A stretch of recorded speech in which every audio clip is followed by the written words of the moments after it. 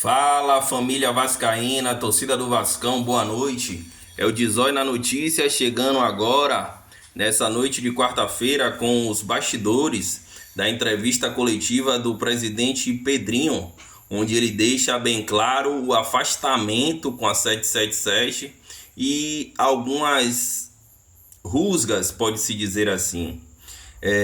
O Pedrinho deixou bem claro que existe esse distanciamento, que ele queria poder opinar no futebol, mas não lhe é pedido nenhum tipo de opinião ou não lhe é deixado estar presente nos bastidores do futebol. Negou que seja proibido de entrar no CT, mas diz que tem buscado diálogo e não tem encontrado. O que é que acontece? É incrível que alguns torcedores ainda não tenham entendido que não existem dois Vascos. O Vasco é um só.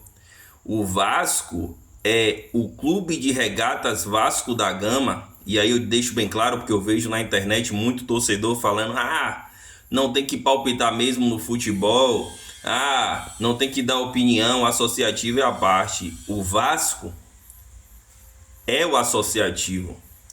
Foram os torcedores que mantiveram o Vasco vivo nesses anos de penúria através do associativo. Sócios estatutários, sócios antigos do clube, todos esses têm que ser respeitados. O Pedrinho é o Vasco. O torcedor vascaíno que vai ao Maracanã não vai pela 777 ou pelo Josh Wander. Também não vai pelo Pedrinho, eu concordo, não vai por nenhuma figura humana.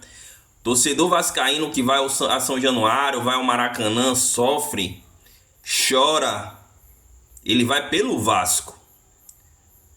Não devia existir dois Vascos. O Vasco é um só. O Vasco é um patrimônio da torcida do Vasco. Essa torcida que sofre, que sustenta o clube há anos de penúria e sofrimento. Torcedor do Vasco não vai lá por causa de Josh Wander, que fez promessas aqui e até agora não cumpridas. Não vai por causa de seu Don Dransfield, que dizem assim que foi diretor, gerente, algo do City, mas se você fizer qualquer pesquisa simples no Google, você não encontra nada sobre. Não vai lá por causa do Nicolas Maia, não vai lá por causa de ninguém. Não vai lá por causa de Johannes Sport. Torcedor do Vasco vai pelo Vasco. Por que tem que existir um Vasco dividido? Por que o Vasco tem que ser dividido, tem que ter associativo e SAF? Por que vocês não podem chegar a um consenso? Muito me admira seu Lúcio Barbosa, dito um vascaíno de coração, em algumas entrevistas ter dito que conversava com o Pedrinho sobre os acontecimentos e sobre o Vasco. Agora se esquivar nesse momento. Por que o Pedrinho está afastado? Pedrinho é presidente do clube. Não devia existir essa disparidade, essa distância entre o clube e o associativo. Entre o associativo e a SAF. Por que existe esse afastamento? Por que um tem que ser uma coisa e o outro tem que ser outra? Por que não podem caminhar juntos, chegar a um consenso pelo bem do clube? E aí eu me coloco como nada contra a SAF. Sempre digo que a SAF tinha que estar no Vasco, como está hoje. Mas a gente, torcedor do Vasco, que é o que fica aqui, é a torcida que fica, o clube, as outras coisas passam.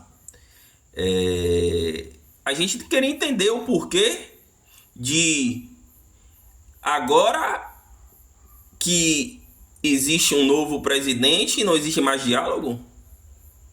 Por que o seu Jorge Salgado, o seu Duque Estrada, seu Osório não aparecem agora para fazer a gente entender o porquê existe uma cláusula de confidencialidade no contrato?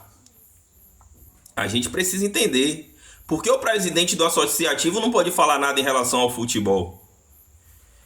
A gente lembra que no processo da SAF, seu Jorge Salgado deu uma entrevista dizendo que a proposta da 77 era melhor até do que o do Grupo City. Até agora a gente não viu isso, seu Jorge Salgado. Seu mandato acabou, o senhor já deve ter voltado a morar nos Estados Unidos. E o torcedor do Vasco se pergunta: Qual é o benefício que tem vindo à torcida? Os salários são pagos em dias que não eram antes pelo associativo. Salário é obrigação. Torcedor tem que parar disso de salário está sendo pago, pelo menos isso. Salário é obrigação, tem que ser pago em qualquer empresa séria. O Vasco Associativo não pagava porque nunca teve gente séria na frente do Vasco Associativo. Pessoas passaram lá e não teve capacidade de gerir o clube com maior capacidade de engajamento no mundo. Olha o que a torcida do Vasco fez na campanha da associação em massa, lá com o Campelo. Torcedor do Vasco nunca foi levado a sério por vocês, por nenhum de vocês que estiveram na frente das gestões todos esses anos. Porque se tivesse sido levado a sério, com gente séria, hoje o Vasco estaria lá onde tem que estar, no topo, disputando todas as competições em alto nível com grandes jogadores, sem precisar de SAF. A torcida sempre manteve o Vasco. Até quando o Vasco não podia, até quando o Vasco não dava nada em troca, a torcida estava lá e abraçaria. Era só ter alguém capacitado para fazer uma gestão digna do que esse clube merece. Então os senhores têm que dizer, torcedor do Vasco. Torcedor do Vasco quer entender o porquê agora parece existir dois Vascos? Só se for para os senhores. Porque o único Vasco que existe para o torcedor é esse aqui, ó. O único Vasco que existe para o torcedor do Vasco é esse. E aí a gente vê as notícias que sai um diretor executivo e o seu Lúcio Barbosa também, a gente não sabe qual o entendimento dele na área futebolística para poder, diz que está negociando, e a gente vê na mídia falar em Lucas Andrino do São Bernardo, nada contra. Tem um trabalho até bom no São Bernardo, que também é uma SAF, mas Michel Alves, ex-goleiro do Vasco, torcedor do Vasco não tem boas lembranças dele como goleiro e agora surge como uma figura para ser diretor executivo, que está lá no Novo Horizontino. Qual é o padrão?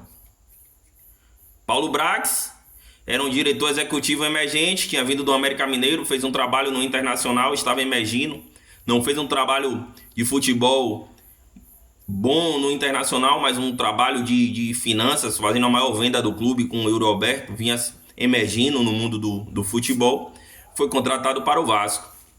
Na sua saída veio o doutor Alexandre Matos, todos conhecem, executivo de futebol de renome no futebol brasileiro. Saiu e agora nomes que a gente conhece agora porque está tendo que pesquisar. Qual é o padrão da 777? Qual é o padrão, seu Lúcio Barbosa? O que é que o torcedor espera? Vamos respeitar mais o torcedor vascaíno. Vamos respeitar mais aquelas senhoras e senhores que vão a São Januário e choram no alambrado. Crianças que nunca viram título e vão pro Maracanã pular com seus pais e abraçar seus pais. Respeitem essas pessoas. Respeitem o torcedor vascaíno. Vocês vão passar, vocês não são nada. Esse clube é maior do que vocês e vai ficar para sempre.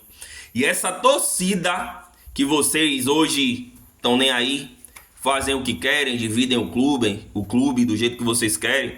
Essa torcida que tem mantido o clube em anos de penúria. Então, pelo menos respeitem essa torcida. É o pedido que eu tenho a fazer. Vamos aguardar os próximos capítulos. Como dizem por aí, o torcedor vascaíno não tem muitos dias de paz. Até o Campeonato Brasileiro, mais notícias devem acontecer e nós estaremos ligados em todas as notícias do Vascão. Valeu, família. Tamo junto. Uma boa noite a todos.